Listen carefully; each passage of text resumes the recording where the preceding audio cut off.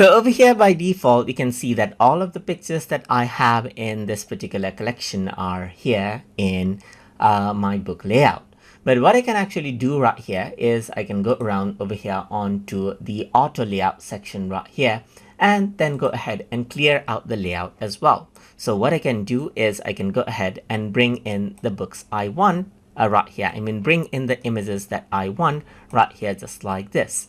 So this is what I have, as you can see right here, and you can see that these are the areas where I can actually go ahead and then resize the image as it's out right here, and then drag out the images that I have right here, just like this, as needed. So I can go ahead and bring this in, and then this is what you have, as you can see right here. So this is the cover, and you can go ahead and zoom it in right here and so forth, and work around with it however you like right here.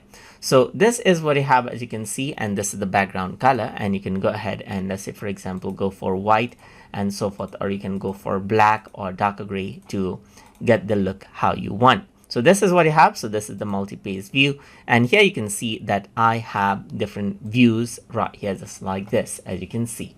I can also go around and then go for auto layout right here if I want to add in all of the images on my own as well, just like this. So this is what you have, and then you can see that I can go ahead and change around the layout to, let's say for example, 3 photos right here, just like this as well. So I can go ahead and then add in the photos right here as I want as well. So this is what I have, as you can see as well. So you can go around over here, and you can see that I can go around over here, click on individual one right here, and then choose the photo layout that I want right here. So you can see that I can even go ahead and add in a text area right here, just like this, and go ahead and type it in. So I can go ahead and zoom in, and then what I can do is I can simply go ahead and type in the text as needed, just like this as well. So that is how you can work around with book auto layout inside of Adobe Lightroom Classic.